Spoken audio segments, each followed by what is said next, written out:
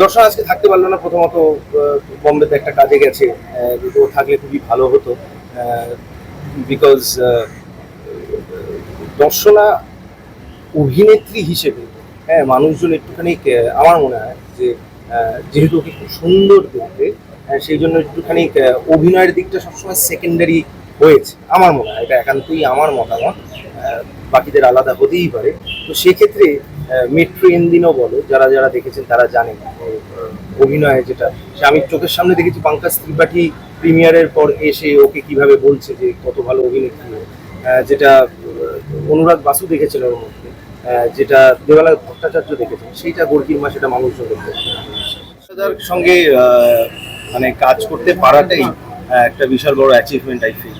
এবং অনেক কাজ তো করলাম, এবং আমি প্রত্যেকবার প্রচন্ড মানে প্রচন্ড এনজয় করেছি আর কি। যে চরিত্রগুলোকে ভাবে এবং সেটা যখন এক্সিকিউটেড হয় তখন যে সাহায্যগুলো ডিরেক্টর হিসেবে দেবালয় ভট্টাচার্যের কাছ থেকে পাওয়া যায়, সেইগুলো আমার মনে হয় যে খুব কম ডিরেক্টরের কাছ থেকে আমি পেয়েছি।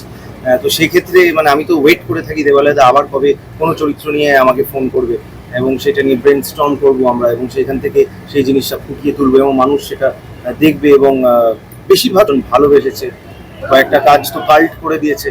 তো সেক্ষেত্রে আমি অ্যাকচুয়ালি প্রচন্ড মুখিয়ে থাকি দেবালয়দার কাজের জন্য। তো সেখানে দাঁড়িয়েও একটা ইউনিক ব্যাপার নিয়ে আসবে গর্কির মা, এটা আমার বিশ্বাস। কারণ দেবালয় ভট্টাচার্য যেভাবে ইউনিক বানিয়েছে পুরো প্রজেক্ট, বললাম যে আবহমান থেকে আজ এখনের এই গর্কির মা পর্যন্ত যে জার্নিটা, এতদিন ধরে তার অভিনয় দেখতাম এবং ওই একই ফ্লোরে আলটিমেটলি এসে পৌঁছালাম এবং একসঙ্গে সিন করলাম, অনেক অনেক অনেক সিন করলাম। মোস্ট অফ দ্য সিনস আমার যেটা সেটা অনন্যাদির সঙ্গেই।